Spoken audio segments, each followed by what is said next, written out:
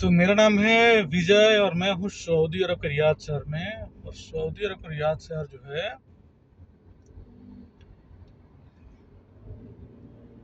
जिस एरिया में हूँ ये मलाज वाला एरिया है। और यहाँ का मशहूर एक मॉल है जिसका नाम है डब्लू मॉल। मेरे राइट साइड पे जो है ये पूरा उसी मॉल का एरिया है।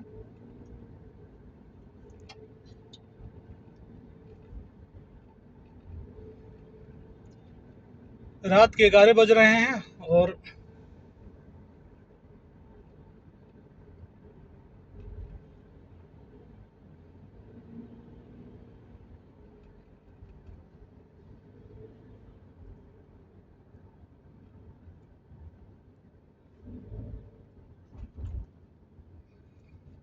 अभी हम निकल आए हैं खुरेस रोड पे।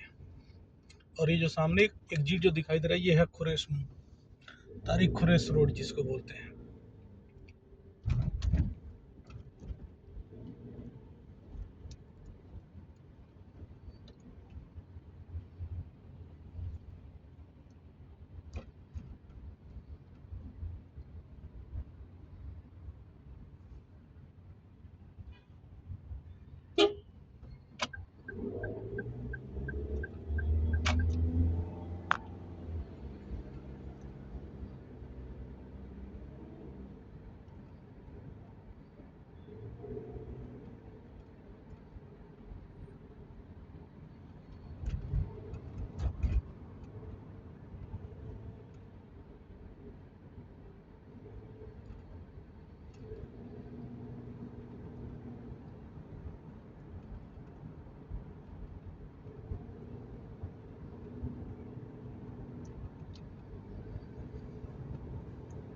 हम खुरेस रोड जो ऊपर नहीं है, कुबरी के ऊपर नहीं है, ब्रिज के ऊपर नहीं है, नीचे है। अभी तो ये रास्ता जो है फाका है क्योंकि दिन में ये बहुत ज़्यादा जाम रहता है, यानी हिसाब से भी ज़्यादा जाम।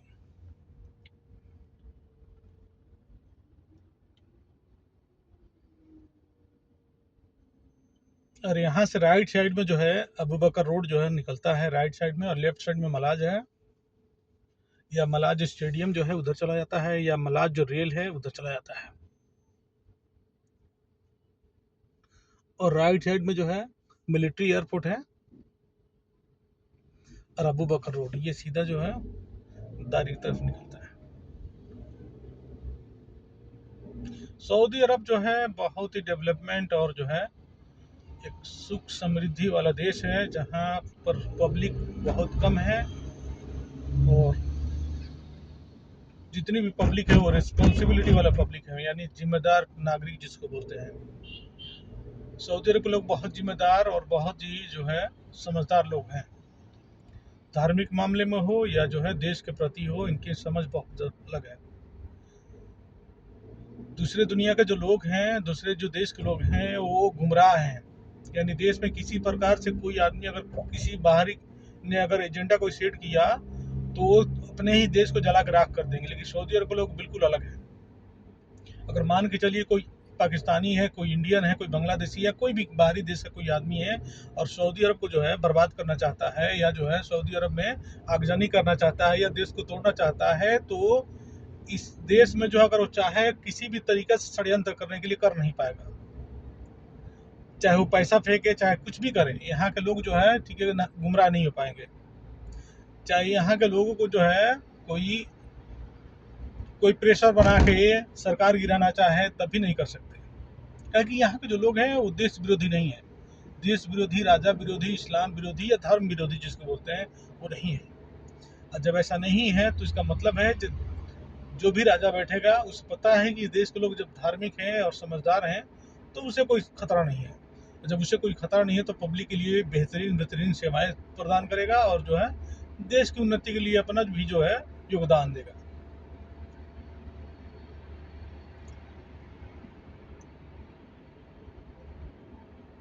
सऊदी में ज़्यादातर यही है कि लोग बहुत समझदार हैं, और समझदारी के चलते जो है, समझदार का मतलब ये नहीं कि इंजीनियर, डॉक्टर, मास्टर और जो है साइंटिस्ट है, बल्कि समझदार का मतलब जो है एक नॉर्मल जीवन में आदमी को जो समझदार होना चाहिए, मतलब बेसिक समझदारी जो होना चाहिए वो है इनके अंदर में। चोरी चमारी लुटेरा, ठीक है, उसके बाद से जो है देशद्रोही इनके अंदर में है ही नहीं, बहुत कम बहुत कम।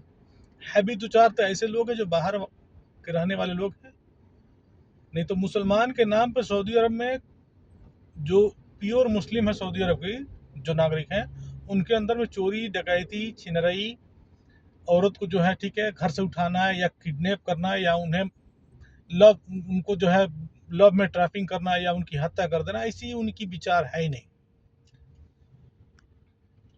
इसलिए इस देश के लोग जो है बहुत ज़्यादा अलग है। हमारे देश में क्या है, हमारे देश में एजेंडा है, विदेशी एजेंडे, विदेशी जो है तरह तरीके के एनजीओ काम कर रही हैं जो देश में जो है देश को तोड़ने के लिए, देश में लड़कियों को फंसाने के लिए, ठीक है, तरह तरीके के एनजीओ काम कर रहे हैं। मर्डर कर दे रहे हैं, लड़की का 36 टुकड़ा 35 टुकड़ा कर दे रहे हैं। एनजीओ उनके घर पर जाकर उनकी मदद करती है ताकि और जो है ऐसा केस जो और बढ़े, ताकि देश जितना ज़्यादा जो है ना अंदर से खोखला होगा उतना ही ज़्यादा विदेशी एनजीओ का फ़ायदा होगा, उसको लूटने में आसानी होगा। मान के चलो कोई आदमी जो है हिंदुस्तान में 1 लाख लोगों को अपना जो है एक संस्था बना चुका है जो प्रोपेगेंडा करके हिंदुस्तान को अंदर से खोखला कर रहे हैं या तोड़ रहे हैं या क्राइम को जो और ज़्यादा बढ़ाने में वो हेल्प कर रहे हैं, ठीक है। तो इसका मतलब क्या है, जितना ज़्यादा क्राइम बढ़ेगा देश की जो है आर्थिक स्थिति उतना ज़्यादा खराब होगी, और जितनी ज़्यादा आर्थिक स्थिति खराब होगी उतने ज़्यादा देश खोखला होता जाएगा। और उनको क्या मिलेगा, उनको यही मिलेगा जब देश दिवालापन हो जाएगा, जब दंगा फसाद होगा, तो उसके बाद से उनका जितने भी 1 साल या 2 साल या 5 साल से जितने भी उन्होंने इन्वेस्टमेंट किया है इसमें, अब उससे पैसे जो है आराम से जो है वो 1 महीने 2 महीने के अंदर में वहां से निकाल लेंगे, उसके 4 गुना 5 गुना निकाल लेंगे जब देश उनके हाथ में आएगी। तो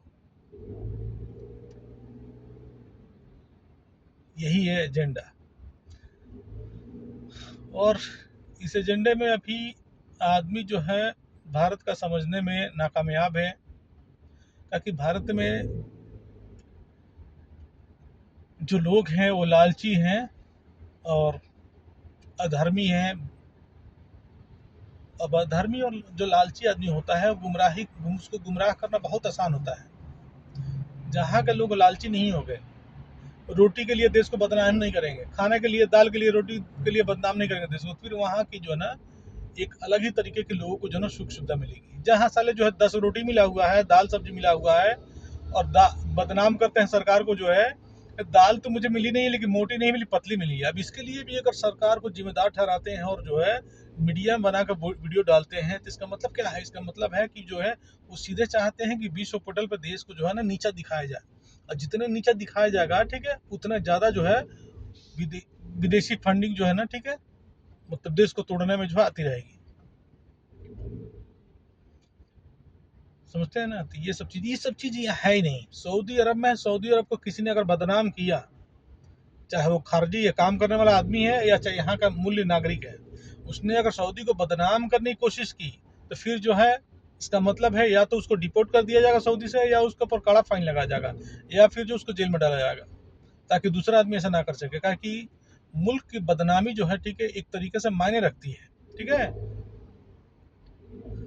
रिस्पेक्ट जो है किसी भी चीज़ का एक मायने रखता है, चाहे इंसान हो, चाहे एक देश हो, चाहे कोई सामान हो, चाहे धर्म हो, चाहे कोई भी चीज़ एक संस्था हो। और डिसरेस्पेक्ट अगर कोई करता है तो उसके ऊपर कार्रवाई होना बहुत ज़्यादा ज़रूरी है। भारत में यही सब चीज़ है। क्या बोलते हैं उसको, ठीक है, अधर्मी और जो है डिसरेस्पेक्ट करने वाले जितने लोग ज़्यादा लोग हैं ठीक है, मतलब इतना ज़्यादा भरमार है उनका, उनकी जनसंख्या कम से कम जो है ना 200 करोड़ 300 करोड़ में फैल चुकी है, ठीक है। दिन रात जो है ना जहर उगल रहे हैं हिंदुस्तान में। पुलिस जो तमाशा देख रही है, पुलिस लगता है जो है ऐसे निकलती है गाड़ियों में जैसे मान के चलो कहीं बारात में जा रही है, ये गाड़ियों में 6 7 8 पुलिस बैठ के जैसे कि लगता है दुकान पर कहीं चाय पीने जा रहे हैं। अपराध से कोई मतलब नहीं है, अपराध जो है मतलब ही नहीं रखता है। कोर्ट के जज जो है वैसा ही लापरवाह है। तो जब ये लापरवाही रहेगी तो इसका मतलब है जो तुम लापरवाह करोगे तो इसका भुगतान तुम्हारे लड़का करेगा, नहीं तो उसके लड़के करेंगे, ठीक है। मान के चलो कोई पुलिस है और अपने ड्यूटी में लापरवाह है, तो उसे तो लगता है कि मैं लापरवाही कर रहा हूँ, लेकिन पुलिस, अरे उसके 10 खानदान पुलिस नहीं रहेंगे ना भाई, वो पुलिस है। लेकिन जैसे ही उसकी रिजाइनिंग का टाइम आएगा तो उसके बाद से उसके लड़के पुलिस नहीं बनेंगे, बनेंगे भी नहीं भी बनेंगे। अगर नहीं बनेंगे, 3 खानदान अगर उसके औलाद में उसके खानदान में कोई पुलिस नहीं बना, तो जो दूसरे पुलिस बनेंगे क्या उसकी मदद करेंगे? नहीं करेंगे भाई। तो जैसे इसने किसी को मदद नहीं किया, पुलिस होते हुए जो है लापरवाही की, घूसखोर किया और जो है सही टाइम से ड्यूटी नहीं किया, या जो है क्राइम को जो है खत्म करने की जो है कोई कसम नहीं खाई, क्राइम को और ज़्यादा बढ़ाते रहे, ठीक है। तो इसका मतलब क्या है, जो उसके आने वाले जो पीढ़ियाँ जितनी होगी वो तड़प तड़प के मरेगी। उसी तरह कोर्ट का है, कोर्ट में जो जज हैं ये जज थोड़े हैं, ये एक तरीके से जो है ये पैसे कमाने वाला एक पोजीशन है, इंसाफ वाला थोड़ा पोजीशन है। भारतीय कोर्ट का मतलब है कि चोर घुसखोरों का एक अड्डा है, वहाँ इंसाफ नहीं है। इंसाफ अगर होता तो किसी भी केस का जो है स्टडी मात्र 5 मिनट करने से बस पता चलता है कि इसमें क्राइम मुजरिम कौन है और इसमें जो है ना लीगल और अनलीगल आदमी कौन है, ठीक है। मात्र 5 मिनट किसी में भी, ठीक है। जैसे मैं एक ड्राइवर हूँ और गाड़ी एक्सीडेंट हो गया, ठीक है, तो उस फोटो देखने से और गाड़ी के दिशा जो है खाली पता चलने से बस हो गया, कंफर्म हो गया जो ये आदमी जो है इसमें कौन ड्राइवर गलत है कौन नहीं है, ठीक है। बस 5 मिनट का काम है। या तो लाइव देख लीजिए या कोई सीसीटीवी फुटेज देख लीजिए, या फिर जो है ना दोनों ड्राइवरों से जो बातें करके उनकी बातों में जो अंतर देख लीजिए। जैसे ही आपको पता चलेगा दोनों बातों में, तो आप देखिएगा जो दोनों में जो है कुछ ना कुछ ऐसे सबूत आपको मिल जाएंगे 5 मिनट के अंदर में कि जो मुजरिम है वो साबित हो जाएगा। जैसे साबित हो गया उसके ऊपर दंड लगाइए भाई, कार्रवाई कीजिए, काम खत्म है। लेकिन इसको अगर घुमाते रहिएगा, तारीख पर तारीख देते रहिएगा, इसका मतलब क्या है, आज जितनी गाड़ी एक्सीडेंट हुई है उनको अगर 5 मिनट में उनकी जो है ना, यानी उनका रिपोर्ट जो है नहीं सौंपा गया या उन्हें उनको ऊपर दंडित नहीं किया गया, तो कल 5 की जगह 50 होंगी, फिर 50 की जगह 500 होगी, फिर 500 जगह 5000 होगा। और ये जो आस्ते आस्ते करके पेंडिंग पड़ता रहेगा केस, और जितना ज़्यादा केस पेंडिंग पड़ेगा उतने ज़्यादा ही जो है देश के लिए मुश्किल होती जाएगी। और लोग जो है ना, जब न्याय नहीं मिलेगा तो लोग जो आपस में मर्डर करना शुरू कर देंगे, ठीक है। और जब आपस में मर्डर करना शुरू कर देंगे तो कोर्ट को जो है और ज़्यादा फायदा होना शुरू हो जाएगा। और जब और ज़्यादा फायदा शुरू हो जाएगा तो एक दिन जो है कोर्ट का जज जो है रिटायर होगा और उसके लड़के जो है कहीं रास्ते पे एक्सीडेंट हो गया, उसको न्याय नहीं मिलेगा, ठीक है। दादागिरी ज्यादा करेगा, दूसरे को चाकू मार के चल देगा। मान के चले मैं ही हूँ, ठीक है, और आज कोई कोर्ट का जज का लड़का है, ठीक है, मेरे सामने बदमाशी करेगा तो मैं क्या करूँ, चाकू पेल दूंगा ना। मैं थोड़ा डरूंगा भाई, चाकू पेल दूंगा, ठीक है। कोई नेता का लड़का है, जब तक नेता है नेता है, जैसे वो नेता खत्म हुआ और उसका नाती बना कोई, ठीक है, अब उसका नाती जो है नेता नहीं बनेगा ना, कोई गारंटी नहीं है, बनेगा भी नहीं बना, अगर नहीं बना, ठीक है, और मेरे सामने अगर दादागिरी किया, जो मेरे दादाजी जो है नेता थे, ठीक है, तुम मुझसे दब के रहो, उसने मार के चलो मेरी गाड़ी में एक्सीडेंट कर दिया, चाहे जो है कुछ भी किया, ठीक है, तो कितना देर तक चलेगा ये, ज्यादा दिन तक नहीं चलेगा। कोई ना कोई चाकू पेल देगा, ठीक है, उसके बाद खत्म। मुजरिम अगर मौत हो गई उसकी, ठीक है, तो कानून जो है कुछ नहीं कर पाएगा, कानून खाली तमाशा देखेगा, तारीख पर तारीख देगा, यही हो सकता है। सिस्टम अगर तेज है तो तेज सिस्टम से समझदार लोगों से जो है ना देश उन्नति होती है। फौरन जो है ना ये समझ में आना चाहिए जो मुजरिम क्राइम का जो वजह क्या है और क्राइम ये कौन सी कैटेगरी में आता है। कैटेगरी को सबसे पहले डिवाइड करना पड़ेगा क्राइम की, जो कौन सी क्राइम देश में सबसे ज्यादा हो रही है। मान के चलिए सबसे ज्यादा देश में जो है लूटपाट हो रहा है, तो लूटपाट का वजह क्या है, खाने के लोगों को पैसा नहीं है, या जो खाने के दाने नहीं है, या रहने के लिए, या भिखारी ज्यादा बढ़ गए हैं, ये सोचना पड़ेगा। अगर मान के चलिए सब आदमी संपन्न है, सबके पास जमीन है, सबके पास घर है, फिर भी चोरी हो रहा है, तो इसका मतलब क्या है, जो अब इन्हें दंडित करना पड़ेगा, क्योंकि ये जो लोग ये काम करना नहीं चाहते हैं। मान के चलिए कि कहीं किसी राज्य में वेश्यालय है, खुला हुआ रंडी खाना जो है बना हुआ है, और उसी राज्य में कोई लड़की का किडनैपिंग होता है, रेप होता है, उसके बाद मर्डर होता है उसका, तो वो जितने भी आदमी उसमें संलिप्त है सबको जो है ना फांसी नहीं, गर्दन काटने और उसकी पैर और हाथ को काटने की जो है ना जस्ट 5 दिन के अंदर व्यवस्था करनी पड़ेगी। क्योंकि जब तुम पता है कि वेश्यालय है और वहाँ पैसे देके तुम वेश्यावृत्ति कर सकते हो, यानी पैसे देके तुम जो है किसी लड़की का इज्जत लूट सकते हो, तो वो लड़की रेडी है अपनी इज्जत लुटाने के लिए पैसे देके, ठीक है, और उसके बावजूद भी तुम वहाँ पैसे देके नहीं, तुम फ्री में चाहते हो लूटने के लिए, और अभी ऐसी लड़की को जो अपनी इज्जत बेचना नहीं चाहती है, तो फिर वहाँ जो है कानून जो है कड़ा होना जरूरी है। लेकिन हिजड़ा कानून जो है हिंदुस्तान का, ठीक है, ये लोगों को न्याय नहीं दे पाएगा। ये ऐसा हिजड़ा कानून है खाली देखते रहेगा तमाशा, ठीक है। दुनिया का सबसे बड़ा हिजड़ा कानून अपने भारत का है, जो इतना हिजड़ा कानून है कि अगर मुजरिम जो है फंस भी जाता है, वो मादरचोद का बच्चा कल ही निकल जाता है, आज फंसेगा कल निकल जाएगा। इतना अनुच्छेद में छेद है, यानी अनुच्छेद तो है ही, उसमें छेद है साला, उसी छेद से बाहर निकल जाएगा। और मादक तो निकालने वाले ज्यादातर जो है उसी जो अनुच्छेद को पढ़ने वाले वकील और जज वही हैं, वही निकालेंगे। ठीक है, ये सारी चीजें हैं।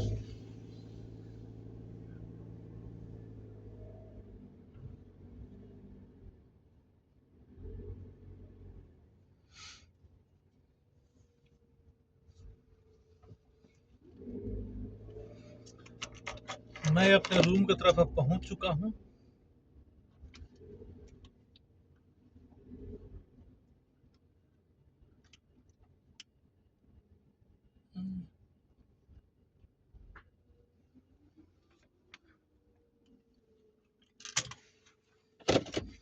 मेरा जो शटर है वो खराब हो चुका है,